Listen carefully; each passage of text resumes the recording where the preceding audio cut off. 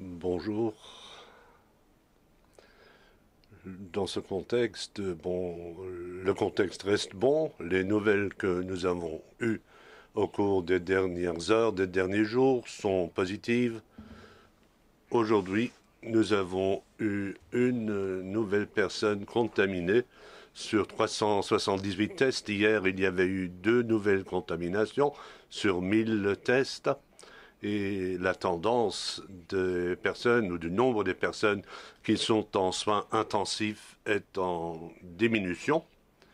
Aujourd'hui, nous avons 4 personnes qui sont encore aux soins intensifs, qui sont traitées au sujet du Covid-19. Et même si cela peut paraître drôle, ce sont quand même des chiffres positifs. Mais le virus est toujours présent et il ne faut pas croire que tout appartiendrait à l'histoire, mais en fait, c'est la manière par laquelle nous avons pu travailler ensemble, vivre ensemble au cours des derniers mois, ou disons plutôt pas trop près les uns des autres, mais la vie que nous avons menée nous permet de posséder des chiffres positifs aujourd'hui. Et nous constatons que les restrictions qui ont été prises portent leurs fruits, mais aujourd'hui, nous ne pouvons pas lever toutes les restrictions, ce ne serait pas responsable. Nous ne pouvons pas mettre en danger tout ce que nous avons atteint en disant que plus rien ne compte. En fait, beaucoup de choses se sont passées au cours des dernières semaines et au cours des derniers mois, et nous avons plus d'informations sur le virus. Nous n'avons pas toutes les informations, nous en avons beaucoup, et comme les chercheurs nous l'ont dit encore cet après-midi, nous nous rapprochons du virus, c'est-à-dire que nous pouvons mieux suivre le virus et en fait mieux le contrôler. Et pour cela, il est possible aujourd'hui d'annoncer de nouvelles ouvertures. Nous vous avions dit que nous voulions nous donner un rythme de 2 à 3 semaines pour pouvoir faire une analyse de la situation. Ça c'était la date du 1er juin, où on pourrait avancer certaines choses s'il y avait des nouvelles positives. Cela pourrait aller dans les 2 directions et la situation reste inchangée pour notre prise de décision. Aujourd'hui, nous avons une situation où le règlement se base toujours sur la situation de l'état de crise et ce règlement sera modifié sur les points que je vais vous dire, mais aussi, nous travaillons aussi sur les tests de Covid et les textes du Covid que nous allons déposer à la Chambre demain, mais c'est fort possible que dans la phase législative, il y ait déjà l'un ou l'autre élément du texte Covid qui devrait être changé par le biais d'un amendement parlementaire ou gouvernemental si nous constatons que, avant le vote, l'une ou l'autre possibilité se présente. Premier grand changement, les rassemblements. Là où nous devons garder le statu quo, c'est pour les réceptions à domicile où nous restons à 6 personnes qui peuvent venir de l'extérieur à un domicile, sans compter les personnes qui font partie du ménage, et aussi la limitation de 20 personnes qui peuvent se réunir sur une place publique. Il y a de nouveaux éléments et le droit de manifestation ou les cérémonies pour un enterrement ou pour un mariage. Je parle de cérémonie, je ne parle pas de fête. Donc, lorsqu'il y a un caractère civil ou religieux, pour les actes civils et religieux, on pourra être à plus de 20 personnes, mais avec une distance de 2 mètres, et si ce n'est pas possible, avec un masque obligatoire. Puis, là où il y a des rassemblements qui sont organisés, où des gens sont placés sur des places réservées, où on sait que les 2 mètres peuvent être respectés, là aussi, il peut y avoir un nombre plus important que 20 personnes pour les rassemblements qui peuvent donc se réunir dans un endroit public. C'est-à-dire qu'il s'agit de manifestations qui peuvent être organisées dans le cadre de la culture, des congrès, cela peut concerner le culte, du sport, le cinéma, où il faut respecter les distances de 2 mètres, où il faut réserver et attribuer des places au préalable, mais on doit savoir qui va venir pour pouvoir accueillir ces gens.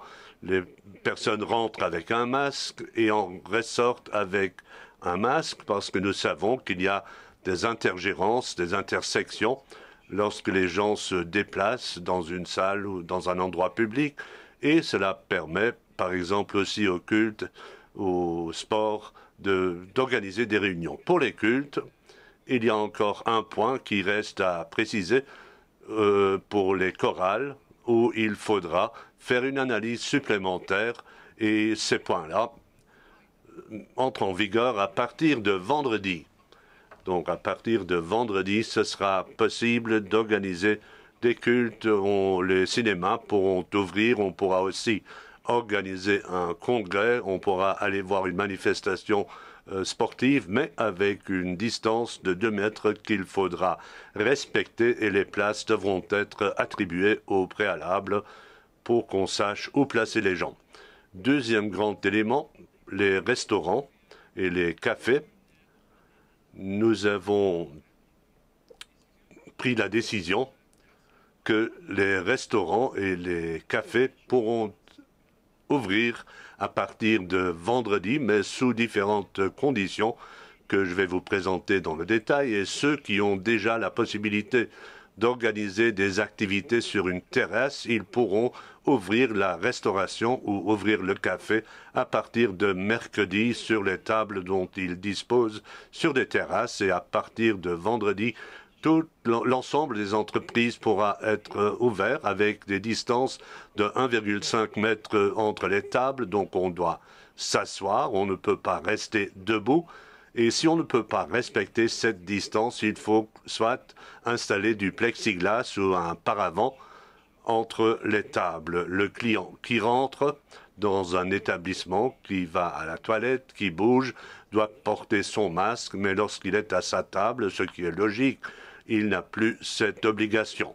Mais nous recommandons, si vous faites une commande, aussi par respect pour la personne qui assure le service, mettez votre masque. Le service a l'obligation de porter un masque en permanence.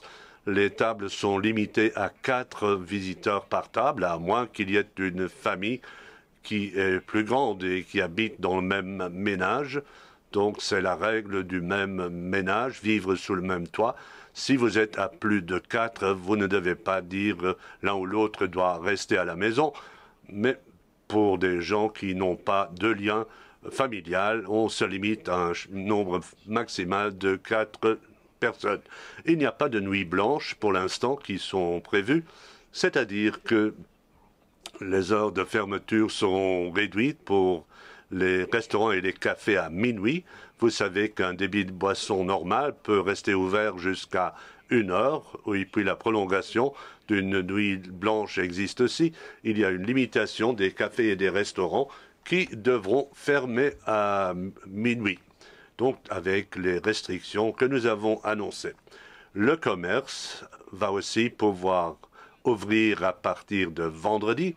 La plupart des commerces actuellement fermés, un centre de fitness, par exemple, pourra ouvrir, mais le secteur du wellness, le sauna, le hammam, etc., doivent rester fermés. Les aires de jeu, que ce soit à l'intérieur ou à l'extérieur pour les enfants, doivent toujours rester fermés. Nous voyons que les gestes barrières sont plus difficiles à appliquer pour les enfants. Et après toutes les discussions que nous avons eues, il s'avère que dans une première phase, c'est encore important de garder les aires de jeu fermées à l'extérieur et à l'intérieur. Les foires et les salons ne sont pas autorisés non plus, donc les grands rassemblements de personnes où les distances ne peuvent pas être respectées restent limitées. Voici donc les décisions que nous avons prises aujourd'hui au Conseil de gouvernement. Et pour les phases suivantes, pour ceux qui ne peuvent pas ouvrir aujourd'hui, nous ne pouvons pas annoncer d'autres nouvelles. Il faut faire une analyse Et si nous avons la possibilité de le faire, nous pourrons décider des étapes supplémentaires, sinon tout le reste ne serait pas raisonnable, annoncer des choses que nous ne pouvons pas réaliser. Donc ceci, c'est une ouverture que nous pouvons nous permettre tous ensemble parce que nous avons fait des efforts communs et parce que les chiffres nous le permettent. Et donc un court résumé pour les activités économiques.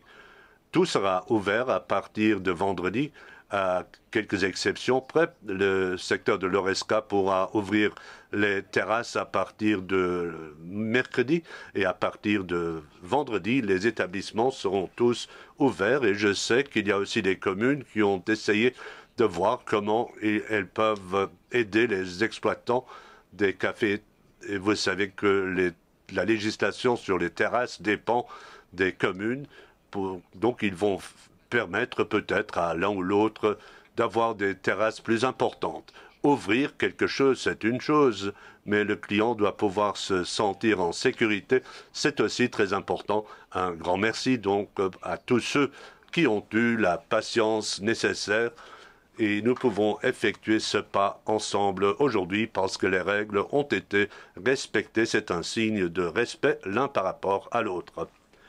Merci. Je n'ai rien à ajouter aux mesures. Il y a certainement encore des questions de détail de votre part du point de vue de la santé. Je voudrais insister pour dire que notre procédé au pas à pas pour avoir le temps nécessaire pour évaluer l'impact du pas précédent, cela montre que c'était une approche correcte qui nous permet aujourd'hui de constater que nous avons des chiffres dont nous n'aurions pas osé rêver. Donc maintenant, nous allons faire un pas décisif. C'est un changement de paradigme où nous pouvons prendre la responsabilité et nous avons la confiance nécessaire en raison des enseignements que nous avons pu tirer. Nous sommes prêts pour aller en direction de l'autoresponsabilité. C'est le principe inversé. Beaucoup de choses sont possibles avec des restrictions et comme cela a aussi bien fonctionné avec les grands secteurs qui ont été réouverts peu à peu sans qu'il y ait eu des rechutes au niveau des chiffres, c'est important que les gestes barrières soient arrivés au niveau de la population et nous pouvons faire confiance dans des résultats pareils à l'avenir. On ne peut pas le rappeler assez souvent.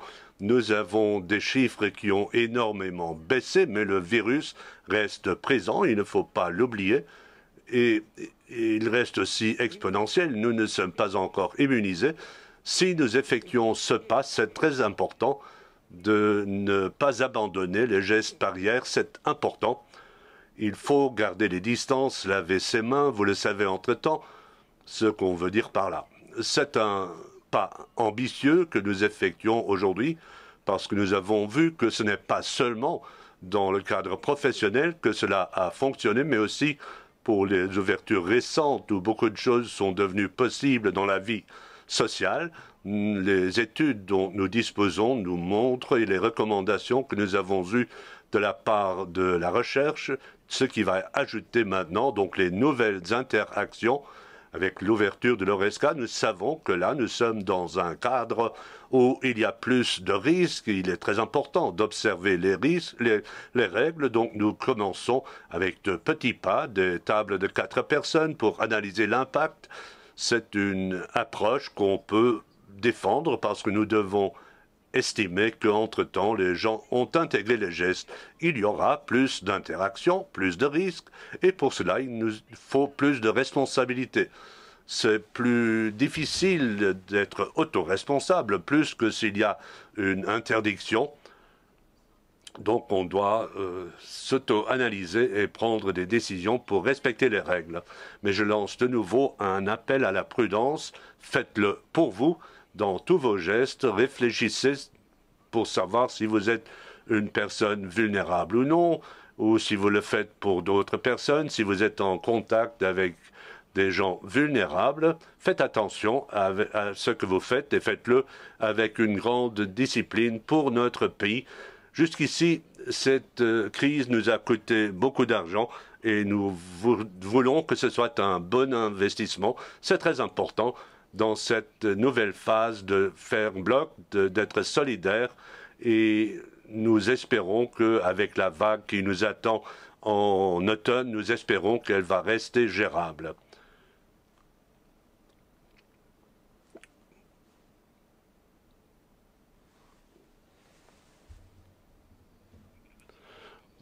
Eric Amos pour le Tageblatt. Nous venons d'entendre beaucoup de choses. Il reste des questions de détail aussi pour les cafés. Est-ce qu'il y a des limites? Combien de personnes peuvent rentrer?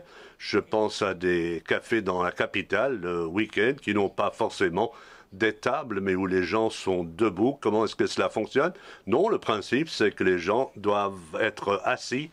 Il faut installer des tables qui sont limitées à 4 personnes, mais entre les tables, on peut installer du plexiglas. Donc le but consiste à... Bon, vous avez vu là où la plus grande concentration ou le plus grand développement du virus s'est produit dans des endroits où beaucoup de personnes étaient rapprochées pour faire la fête.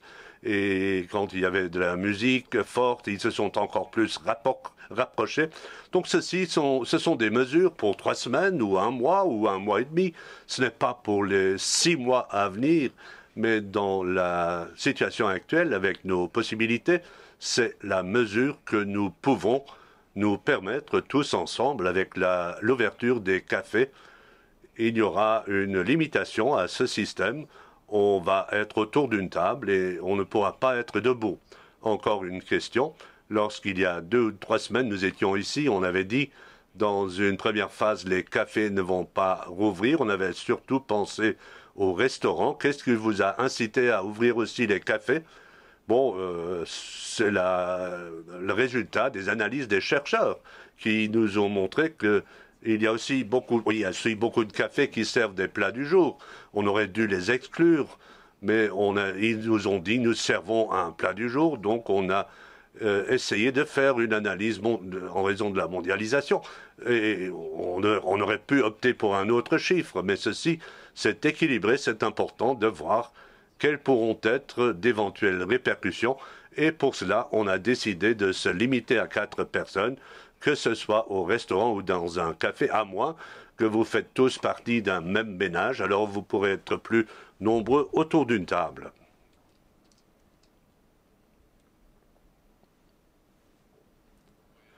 Bonjour RTL, Holner. Je voulais tout d'abord demander pour l'ORESCA qui va effectuer les contrôles et quelles sont les sanctions prévues. Est-ce qu'un café devra fermer tout de suite si la police constate qu'il n'y a pas 1,50 m entre les tables?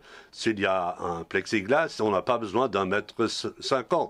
Mais si on sait déjà que l'on doit installer un paravent ou du plexiglas entre les tables, bon, il y aura des contrôles de la part de la police s'il y a des infractions. Mais la police judiciaire, bon, va aller constater les infractions. Et vous avez vu que dans notre règlement, nous avons prévu des sanctions si les règlements ne sont pas respectés. Mais le fait est que, nous espérons, et nous sommes honnêtes, nous espérons que toute la législation pourra rapidement qu'on pourra dire que cela appartient à l'histoire, parce que nous avons tous compris qu'il doit y avoir des règles pour continuer à combattre le virus. Actuellement, on est toujours verbalisé en cas d'infraction. Et si à partir de vendredi, quel doit être le taux de retransmission pour dire qu'on va de nouveau effectuer un pas en arrière? Quelles sont les valeurs qui pourraient entraîner une modification? Si les chiffres étaient très graves, est-ce qu'un confinement complet reste une option? Vous posez la question par rapport au R. C'est une question beaucoup posée. Entre-temps, nous avons beaucoup de bonnes modélisations. Grâce à la collaboration avec notre recherche, nous avons pu optimiser de semaine en semaine et nous avons vu au cours des dernières semaines que les modélisations sont fiables. Donc la réalité est très proche de la modélisation. Nous sommes dans une bonne situation. Nous sommes dans le scénario optimiste Il y a une fourchette dans les modélisations et ce sera notre principal indicateur. Maintenant, nous avons la ligne supérieure pour l'indicateur par rapport au lit, mais nous regardons toujours la projection si nous restons sur la trajectoire précalculée. C'est la base qui nous sert pour prendre des mesures et cela nous permet de voir si la réalité reste ajustée. Pour votre question, qu'est-ce qui se passe s'il devait y avoir une aggravation de la situation? Bon, actuellement, nous avons beaucoup d'indications et nous pouvons réagir très tôt. Grâce au retraçage, nous pouvons reconnaître d'éventuels problèmes et nous sommes confiants. S'il devait y avoir une reprise, nous pourrons agir de manière plus ciblée et ne plus fermer de manière aussi brutale que la première fois quand nous n'avons pas eu toutes les données. Et nous investissons beaucoup d'énergie dans le monitoring de l'ensemble du problème pour pouvoir réagir de manière aussi nuancée que possible. On l'a dit ce matin, par exemple, dans le bâtiment, on ne savait pas si cela allait nous donner un grand impact. Et nous avons vu que ce n'était pas le cas. Donc nous savons plus sur l'impact des différentes mesures et surtout nous pouvons localiser. Et c'est notre objectif. Nous voulons obtenir une bonne vue s'il devait y avoir un foyer quelque part, un problème, pour réagir de manière ciblée. Et si je prends l'ORECA, à partir de quel chiffre est-ce qu'on pourrait dire qu'il y a un foyer? Bon, on n'a pas encore fixé de chiffre. Et bon, à Luxembourg, s'il y avait un plus de 15 ou 20 cas, on devrait se poser des questions, mais là aussi, nous avons une approche différenciée. Nous allons nous occuper du problème dans le détail. S'il y a une explication, si on peut la délimiter, c'est un autre problème que si nous ne pouvons rien retracer. Et ce serait une autre situation.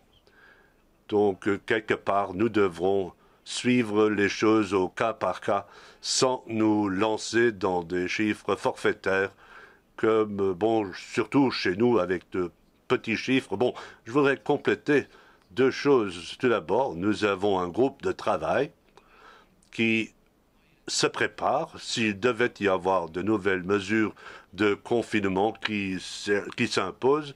Nous avons mandaté ce groupe pour voir comment cela pourrait se faire.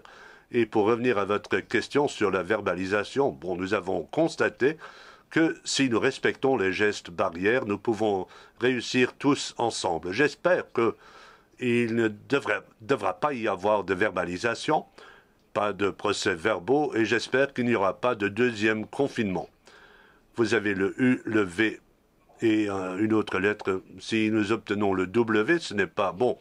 À ce moment-là, nous aurions une légère descente, puis une remontée, et ce serait catastrophique. Un U ne serait pas fantastique. Un V, en fait, ce serait le signe que nous réussissons du point de vue économique.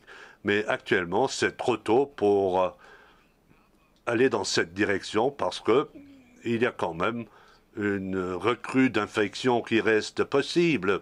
Et pour cela, les gestes barrières sont très importants à respecter dans ce contexte. Si nous ne les avions pas eus, nous ne pourrions pas vous annoncer aujourd'hui les autres ouvertures.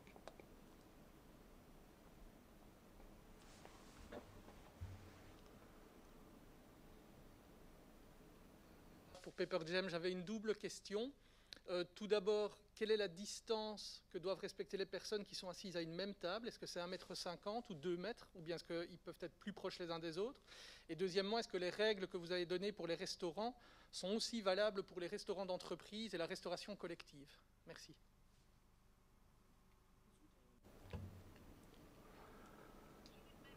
Il n'y a pas de distance de prescrite?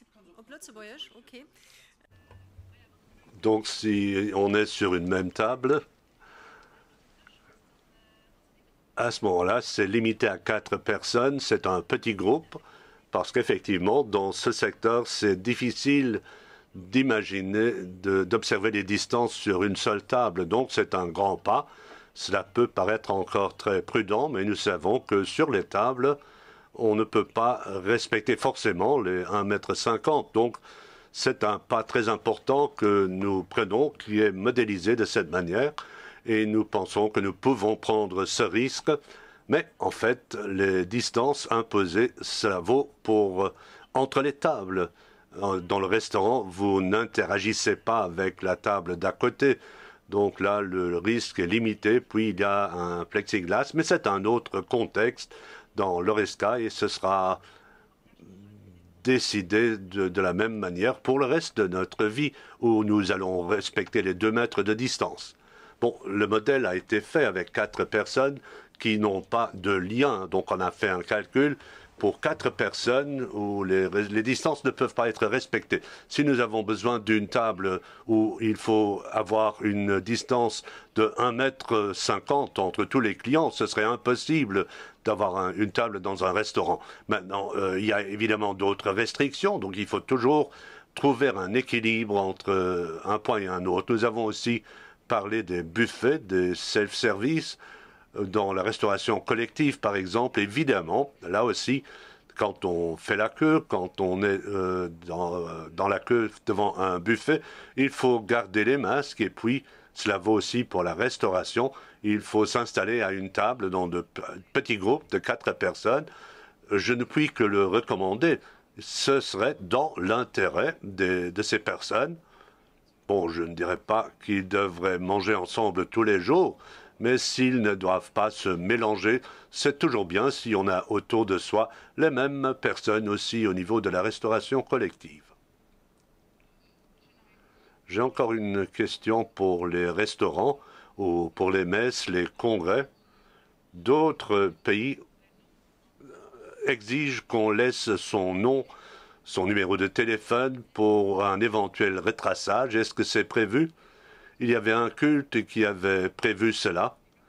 Et maintenant, pour la plupart des cultes, les gens vont devoir s'inscrire au préalable. J'ai discuté avec la CNPD parce que là, on va faire une collecte avec une religion et nous avons eu le feu vert pour que ces collectes puissent être organisées.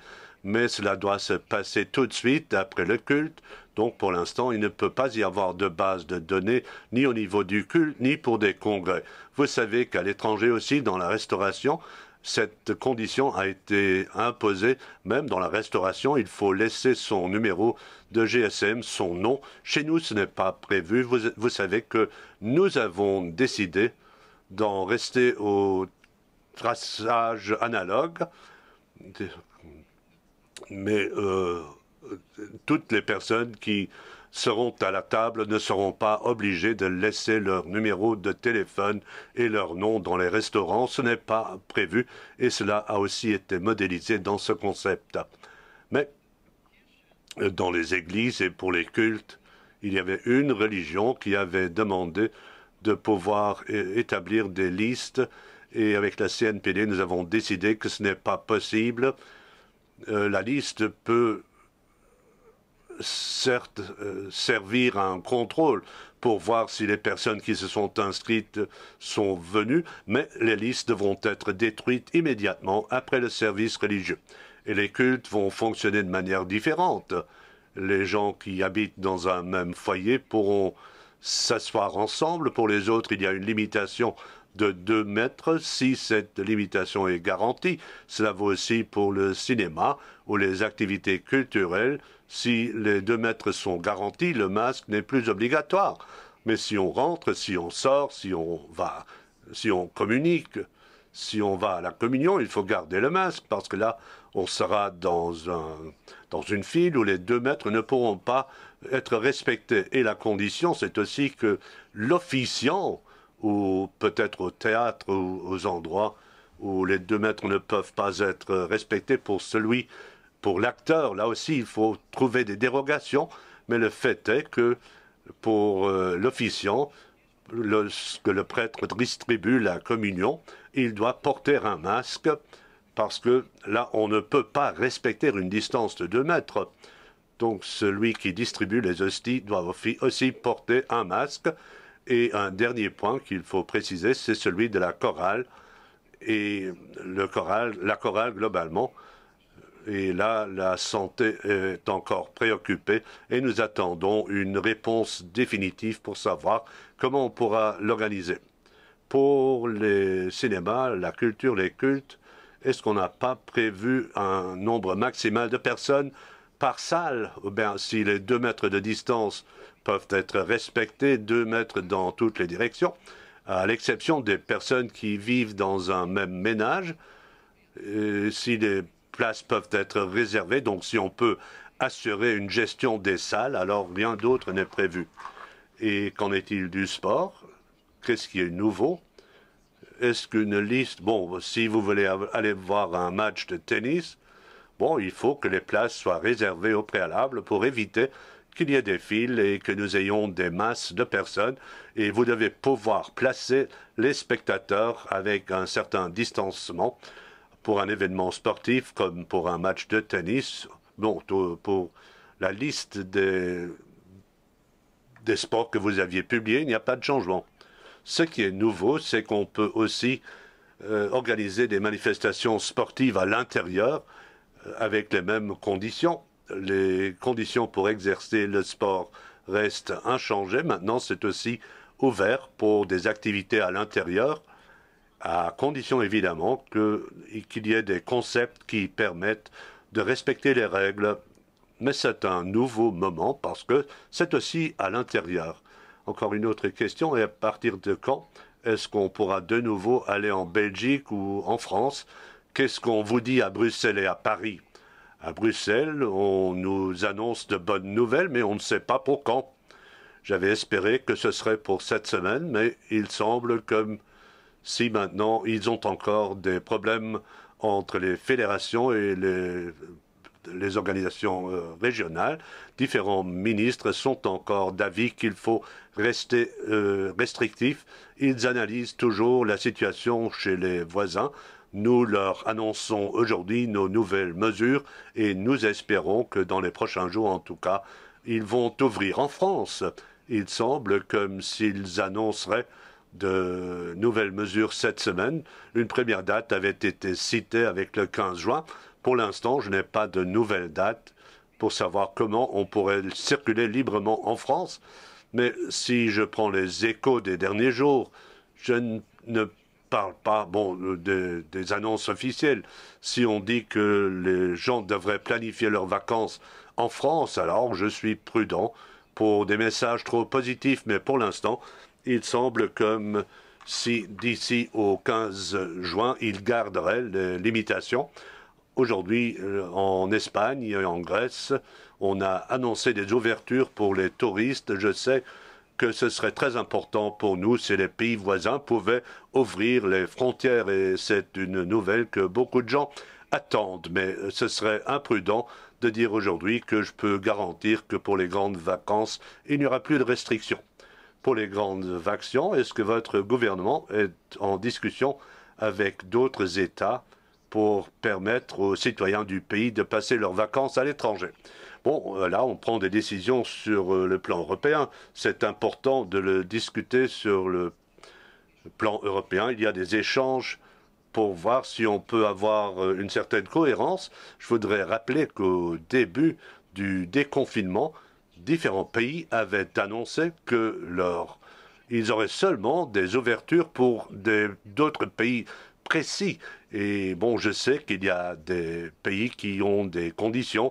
Avoir effectué un test récent où on dit même que avant de monter dans l'avion, il faut passer un test, mais ce ne serait pas opportun si tous les pays faisaient des restrictions bilatérales, des ouvertures bilatérales. Et honnêtement, je dois vous dire que moi, en tant que Premier ministre du Luxembourg, j'ai moins d'influence pour dire aux autres 26 pays, moins que si nous trouvons une solution européenne, et j'espère que ce sera possible dans les semaines à venir. Il nous faut une certaine prévisibilité pour les gens qui planifient leurs vacances.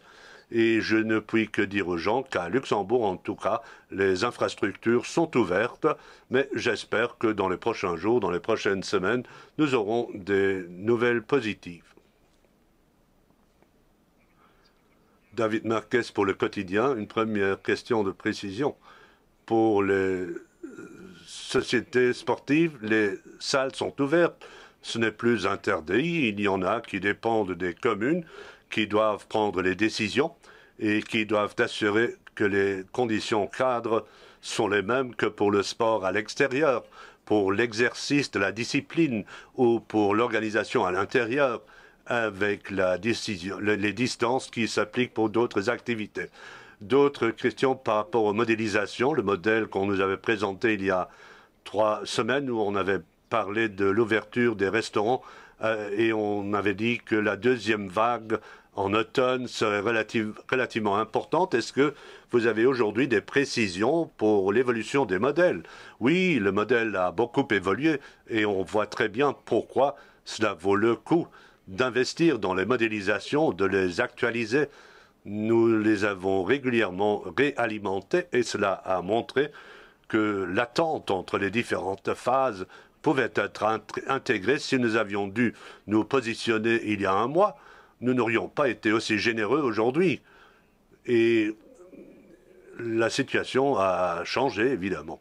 Et troisième et dernière question de ma part, les collègues de RTL ont annoncé à 16h30 que le Conseil de gouvernement a décidé ce matin que Mme Joanne Goebel ne sera pas la directrice du prochain de la Bibliothèque nationale.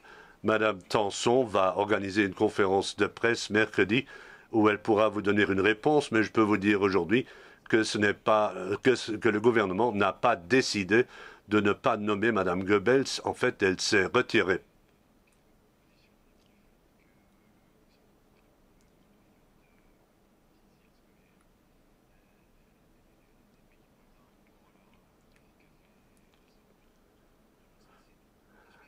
Je pense qu'ici, nous avons prévu des limitations pour éviter.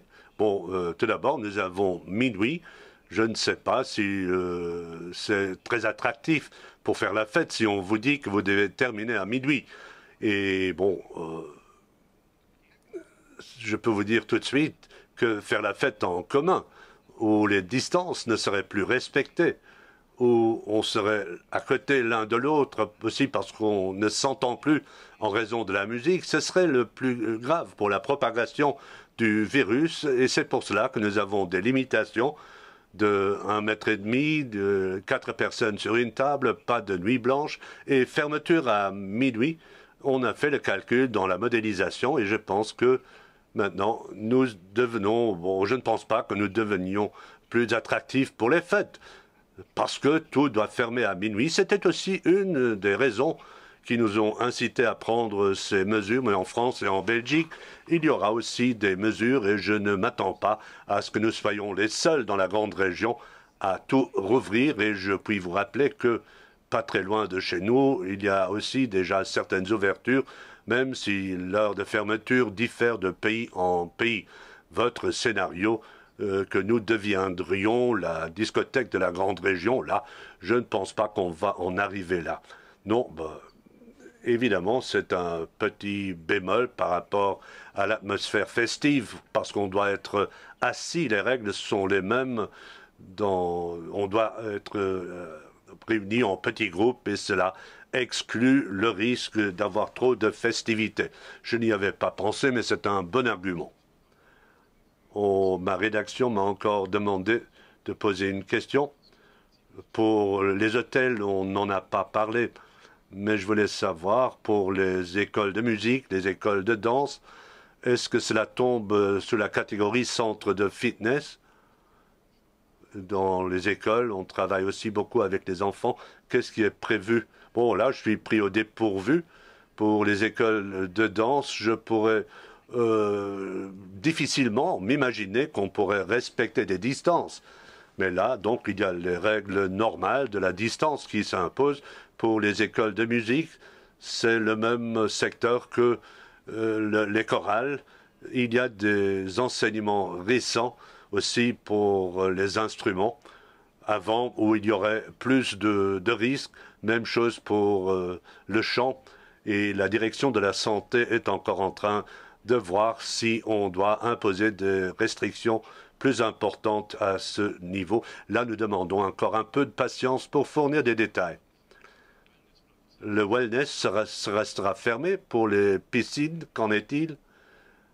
Elle pourrait rouvrir, mais à condition que l'on puisse observer, respecter les distances. Ce sont des exigences relativement strictes et qui ont un impact important sur les activités, mais c'est la condition pour la réouverture d'une piscine.